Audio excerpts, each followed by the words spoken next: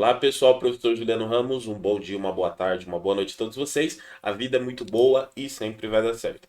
Nesse vídeo nós vamos falar sobre o que fazer após instalar o Linux Mint. Então fiz a instalação do sistema, o sistema está bacana. E agora, o que eu faço? Quais os caminhos? Vamos ver aqui algumas dicas e sugestões que você pode fazer aí no seu Linux Mint para deixar o sistema ainda mais completo.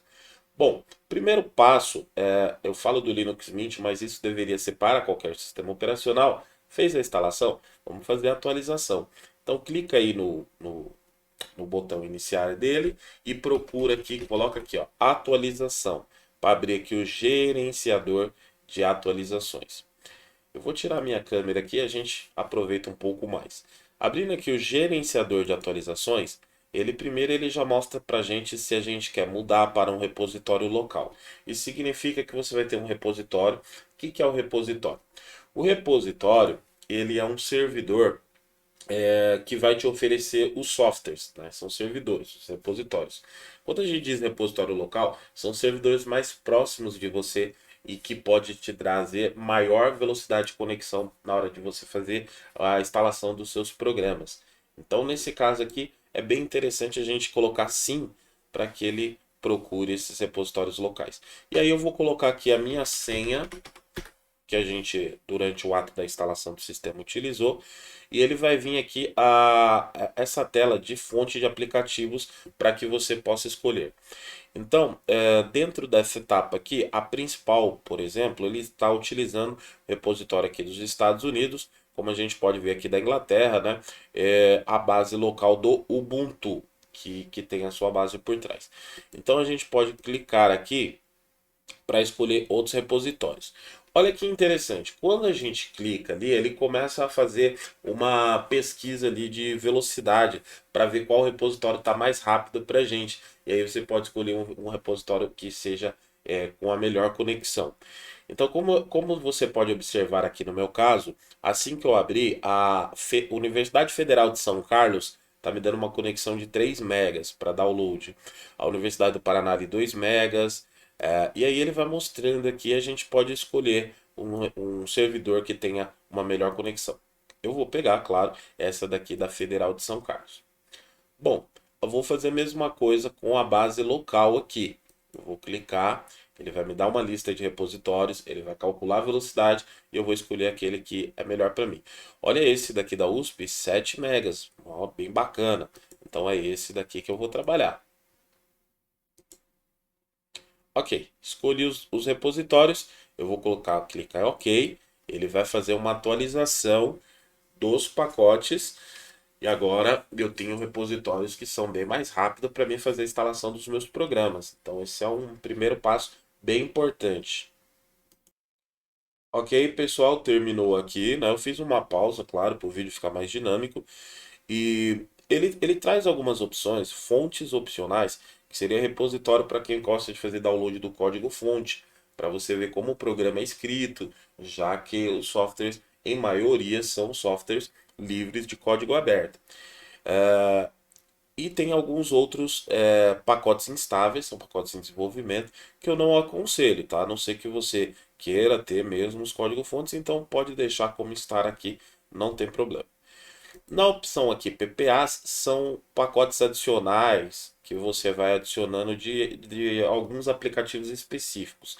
Nesse momento eu não tenho nenhum, acabei de fazer a instalação e também para mim está bem tranquilo também aqui.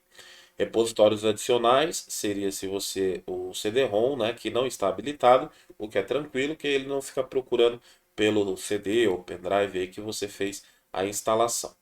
E na opção aqui manutenção, o aplicativo ele te traz algumas coisas bem interessantes. Por isso que eu falo, as pessoas às vezes não olham o Linux Mint como deveria olhar o sistema completo que ele é.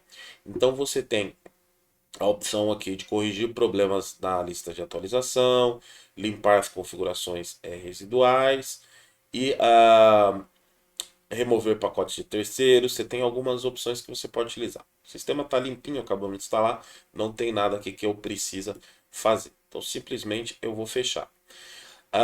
Aqui, assim que eu carreguei, ele falou que uma nova versão desse software gerenciador de atualizações, né, Update Manager, está disponível. Então vamos fazer a atualização. Novamente colocar a nossa senha.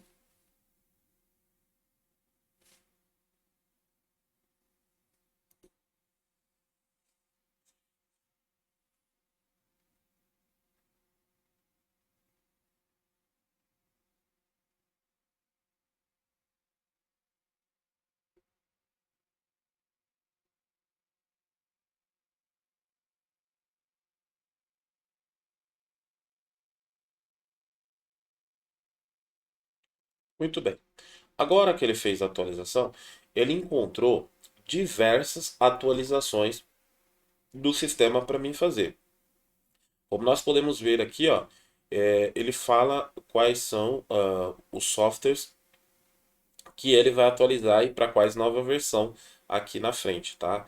Então, você clicando, você também tem uma descrição aqui embaixo e do que vai do que é esse software, né? O nome do software, a descrição do software, tá? Beleza, eu vou instalar todas as atualizações, então vou clicar aqui em instalar atualizações. Ele fala os pacotes de mudanças adicionais, tudo bem, eu vou dar um OK, colocar senha novamente.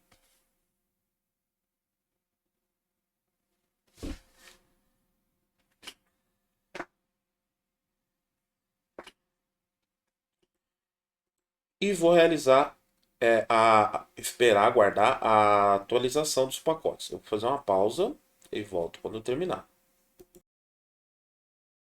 Muito bem, pessoal, terminou aqui. Ele fala que é necessário uma reinicialização do sistema e ele te dá a opção para você reiniciar assim que for possível. A gente já vai fazer isso então. Clicar aqui para reiniciar. Prontinho, reiniciei o sistema. Eu vou tirar aqui para não mostrar mais a tela de boas-vindas. Tá?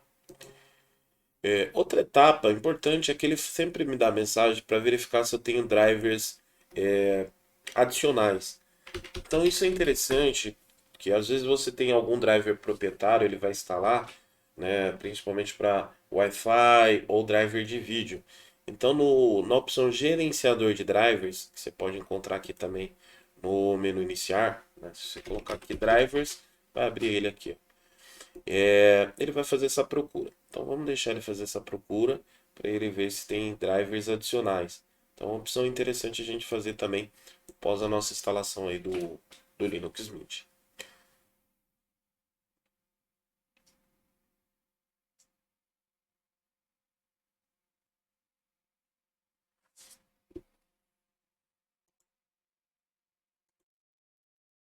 Bom, ele resultou aqui que o computador não precisa de nenhum driver adicional. Então, tá maravilha, tá resolvida essa questão.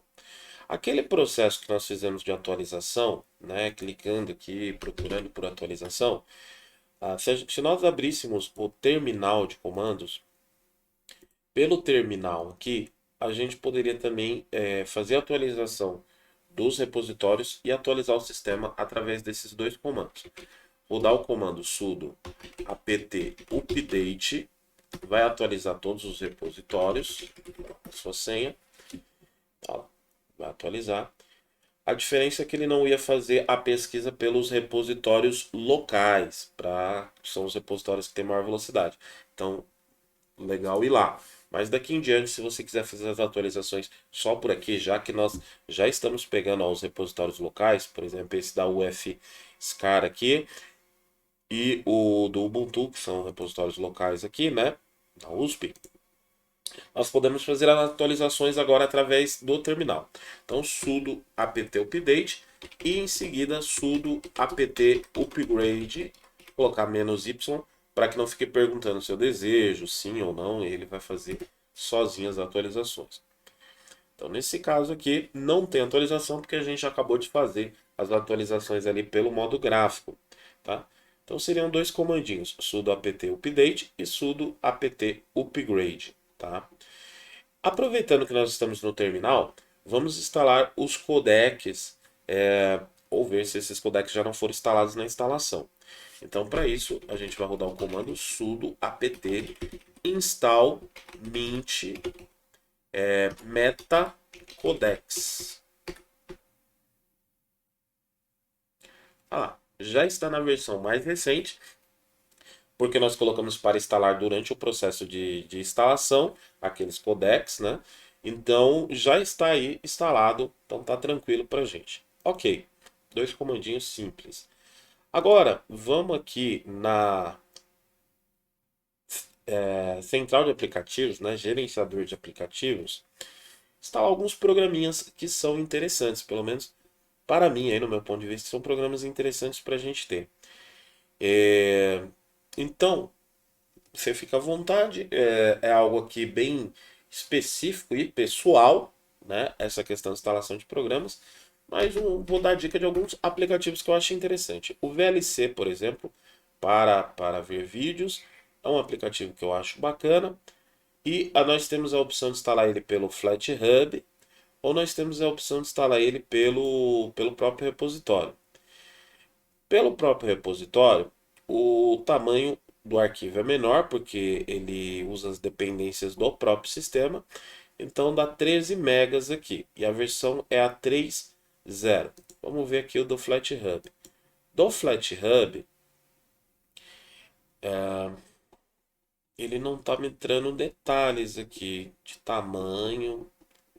Então, ó, nós não temos detalhes. Aí o que eu faço? Eu vou lá no site do FlatHub e vou dar uma olhadinha lá para me ter esses detalhes aí. Qual a diferença? Já aproveitando, eu tenho um vídeo aqui no canal, tá, pessoal? Mostrando a diferença entre o FlatHub e outros sistemas de gerenciador de arquivo. Pesquisa aqui no canal sobre FlatHub, que eu tenho uma Flatpak, que eu tenho uma dica explicando tudo aí sobre Flatpak, tá? Vale bem a pena. Então, o Flatpak, a grosso modo falando, ele é um sistema de pacote de instalação de programa que ele já vem aí com todas as dependências. Então, quando você instala um aplicativo, esse aplicativo, indiferente da distribuição de Linux, ele vai rodar, porque ele tem as dependências, tudo aquilo que ele precisa dentro dele mesmo, já empacotado, né? Então, o pacote ele vai ser bem maior em tamanho do que você utilizar o do repositório, só que ele tem algumas vantagens, além dele ter essa possibilidade de você ter todo o pacote sempre funcionando, porque ele vai vir com as dependências, ele normalmente, os desenvolvedores hoje têm dado uma atenção grande para Flatpak, e normalmente a gente tem pacotes mais novos em Flatpak do que às vezes no repositório. Também aqui ele não está dando aqui as informações de tamanho. Olha que interessante aqui. Então, não consegui obter as informações de tamanho e tudo mais como pensei que eu conseguiria. Beleza, não tem problema. Então, bora lá fechar. Eu vou fazer o seguinte. Eu vou instalar o meu pelo repositório que é mais rápido. Então, vou instalar aqui o meu VLC.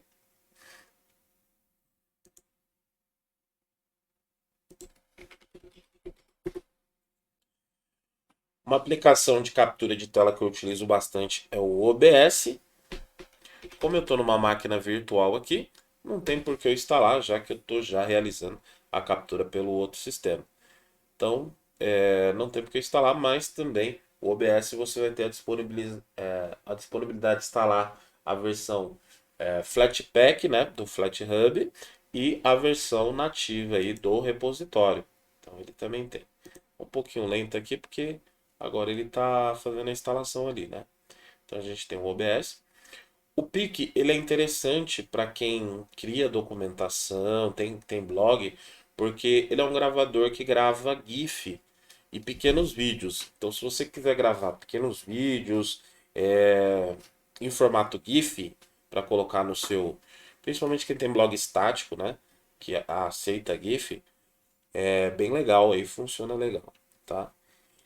Um software para captura de tela que eu gosto bastante é o Flameshot.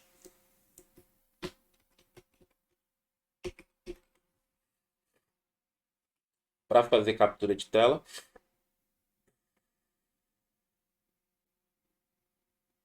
Ó, tem do FlatHub tem do repositório. Os que tem no repositório eu vou utilizar o do próprio repositório, porque o pacote é menor, a instalação mais rápida.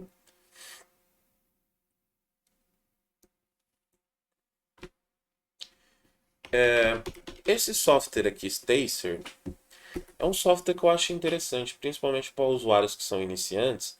Ele lembra uma aplicação, se eu não me engano, é o CCleaner do Windows, que para fazer limpeza, fazer o gerenciamento aí do sistema. Então, é um software que eu acho bem bacana, ele tem bastante avaliação positiva. Eu acho que vale a pena vocês conhecerem também. Ó, ele lembra bastante lá o CCleaner, né? Se eu não me engano, é isso mesmo que tem no Windows, tá?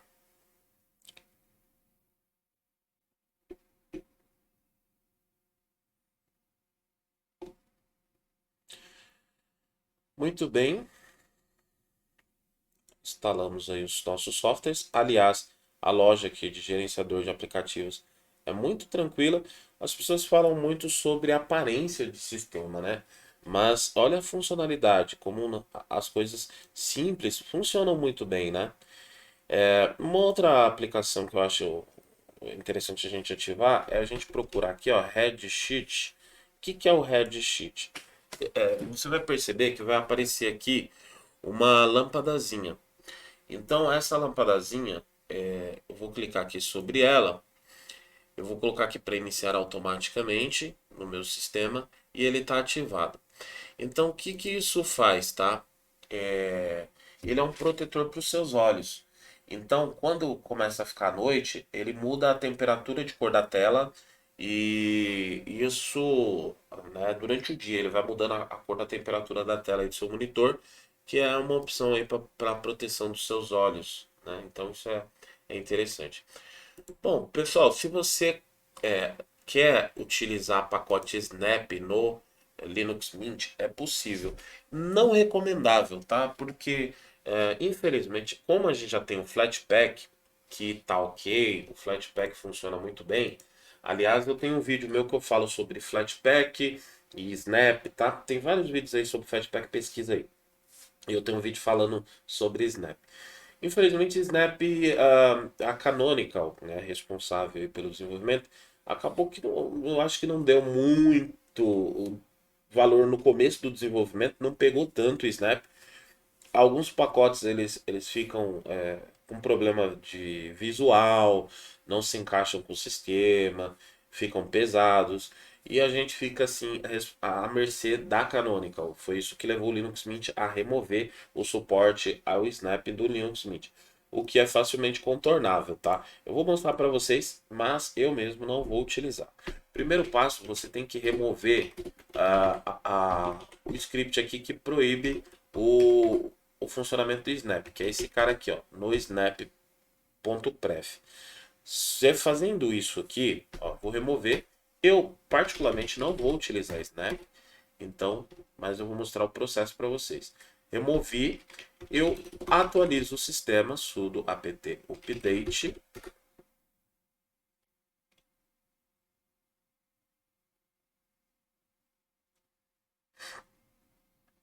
E agora eu posso instalar o Snap, ó, sudo apt install snapd.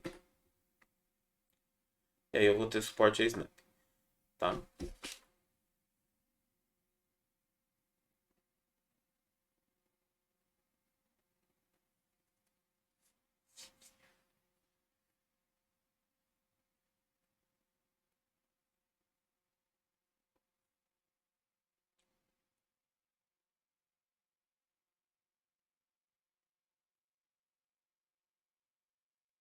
Às vezes o suporte do Snap é importante porque alguns aplicativos, né, bem particulares, eles só estão sendo disponibilizados em Snap. Então, você pode habilitar isso, tá? Isso contraria aí os desenvolvedores que não curtem deixar por padrão o Snap, mas você é livre e tem que usar da sua liberdade. Se você quer utilizar Snap, não tem o porquê não aí no Linux Mint. Como o Flatpak a gente já falou que tem, tá tudo tranquilo. Um comando interessante da gente rodar às vezes aí no sistema é o sudo apt auto remove, que vai limpar o quê? Ele vai limpar o cache, né? E ele vai limpar arquivos inúteis, desnecessários aí, que estão ocupando espaço no armazenamento, tá? Que são dependências que não estão sendo utilizadas e tudo mais. Mas para isso a gente também instalou um aplicativo aqui, lembra? A gente instalou o Stacer. E o Stacer também faz isso, mas de forma gráfica. Então, olha lá, o Stacer ele traz aqui. Olha, minha CPU está em 100%. Lembrando que eu estou numa máquina virtual, tá, pessoal? Na hora que carrega aqui, ó, ele já se atualizou. Tá rodando com pouca RAM aqui, né? É um sistema muito bacana, muito eficaz. Aqui o Stacer você consegue controlar os aplicativos que vão iniciar com o sistema. Ó, no caso aqui o Redshift. É bem facinho ajustar, você vai iniciar ou não vai iniciar. E você consegue clicar aqui ADD Start App e colocar novos programas aqui para iniciar já no sistema, colocando o nome da aplicação. Na ferramenta aqui de limpeza, ó, a gente clica aqui ou seleciona o que você quer que ele procure limpezas de cache, da lixeira, de pacotes de cache.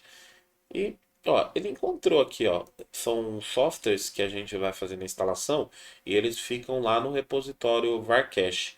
São 456 megas que eu posso limpar. Eu vou colocar aqui para selecionar tudo e vou limpar esse cache aqui. Ele precisa da senha administrativa e beleza, limpou.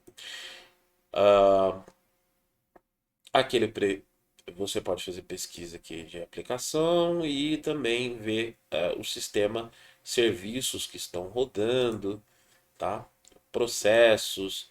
Então ele é bem completinho, é um software que eu gosto bastante de utilizar, tá? Configuração de rede, repositórios. Ó, apesar que a grande parte dessas configurações a gente tem no próprio Linux Mint, é um software que traz tudo num painel único que facilita. Aqui eu vou colocar em português, tá? Ele vai precisar aí quando fechar e abrir de novo para que ele venha em português. Beleza? O Firewall também é uma opção interessante a gente fazer após a instalação aí. No Linux Mint, ele vem com um Firewall muito simples de se usar, que é o UFW.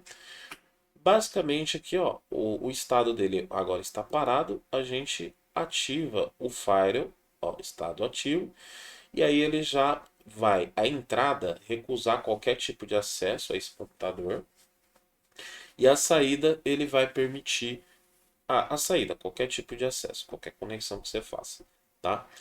Então agora ninguém consegue mais fazer um tipo de conexão. Se você precisar de regras específicas, aí sim você pode vir na seção regras e criar suas regras específicas, tá?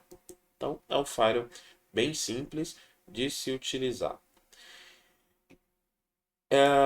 Outro aplicativo interessante, né, agora que a gente já fez praticamente todas as configurações de pós-configuração aí, é a gente fazer, abrir o Time Shift.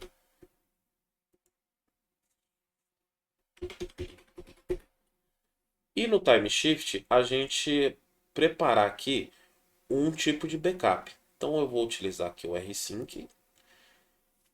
Ele vai gerar um backup dessa máquina para mim, para que caso eu tenha algum tipo de problema e eu precise retornar à configuração anterior, seria como um ponto de restore, né?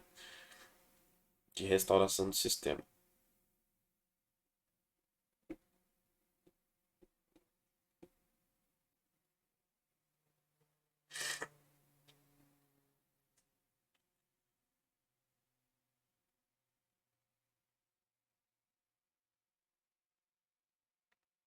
Você vai escolher aqui, né, a localização. Você pode colocar como você quer. Você quer backup diário, você quer backup mensal, né? Quais os diretórios aí de usuários. Ele não vai pegar os arquivos dos usuários, mas você pode incluir todos os arquivos se você quiser no backup. O backup é por padrão ali do sistema, tá? Mas você pode incluir ali se você quiser. E agora é só você clicar aqui em criar, ele vai criar esse backup para você. Quando você precisar restaurar, você vai clicar em restaurar. Então, eu não vou criar aqui um backup, porque é uma máquina virtual, então já tem o próprio backup do gerenciamento da virtualização. No caso aqui, o VirtualBox, que eu posso tirar clone. Então não tem por que eu fazer backup aqui no próprio sistema, tá? Mas é bem simples. Clicou em criar, ele cria o backup e depois em restaurar. Para quem trabalha aí com aplicativos do Office, né? Vale lembrar que a gente tem o Office online hoje, né? Então dá para a gente trabalhar com Linux com bastante tranquilidade. Mas você pode também pesquisar aqui o, pelo pacote, deixa ele carregar aqui o gerenciador de arquivo, pelo pacote MS Core Fonte, que vai te trazer mais fonte no LibreOffice. Então hoje, se a gente pegar aqui agora sem esse pacote, ó, eu vou abrir aqui o LibreOffice.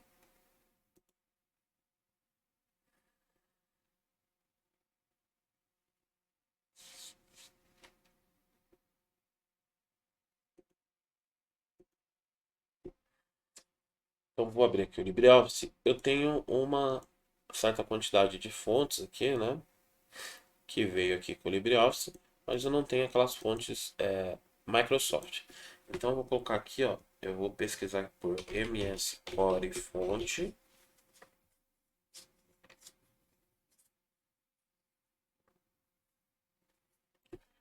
Clicar aqui sobre ela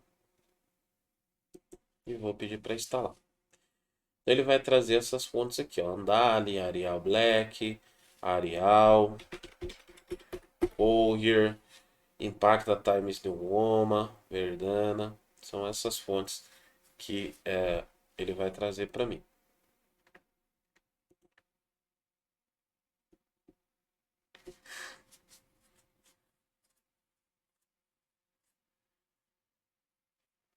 Aceitar aqui o termo de licença.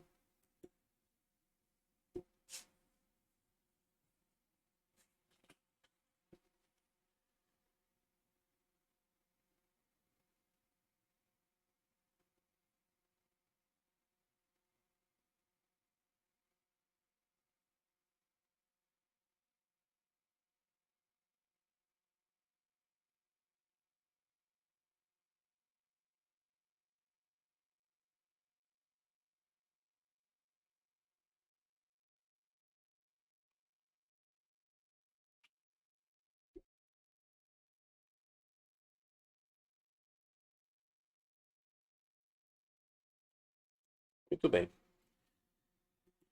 Agora a gente vai perceber que nós temos mais opção de fontes aqui para nós trabalharmos aqui no nosso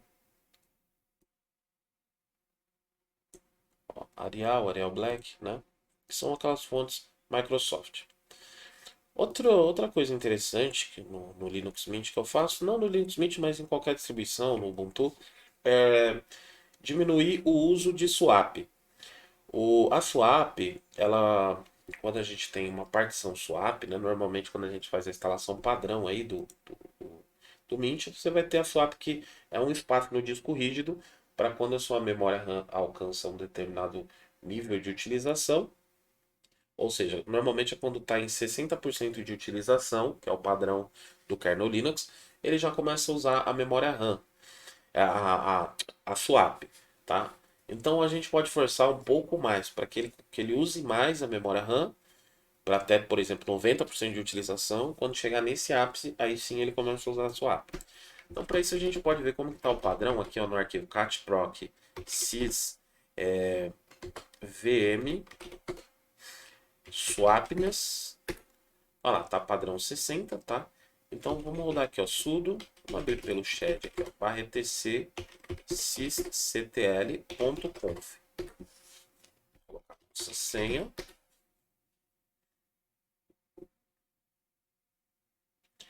Aí aqui no final do arquivo, nós vamos adicionar o seguinte, ó. Nós vamos adicionar aqui no final do arquivo a linha vm.swapness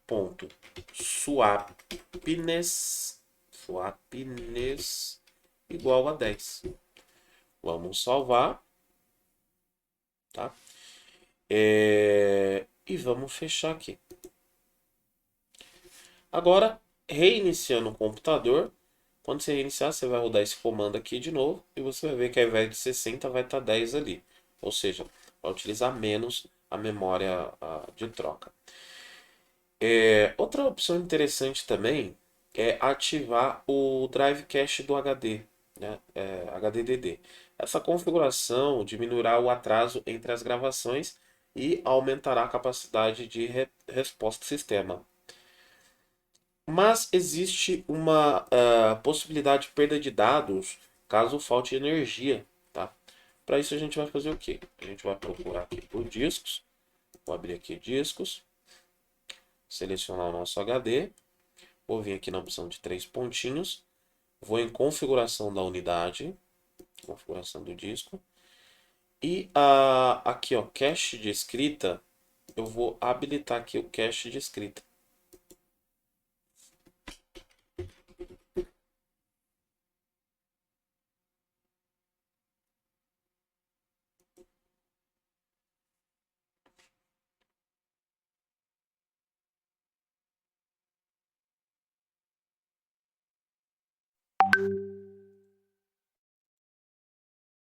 Muito bem, pessoal. Com todas essas dicas, espero que você utilize muito mais aí o seu Linux Mint de uma forma mais bacana. Espero que vocês tenham gostado desse vídeo. Não esqueça de clicar no like e clicar aí no compartilhar. Ativar o sininho de notificação para você receber os novos vídeos. Até a próxima. Vamos que vamos.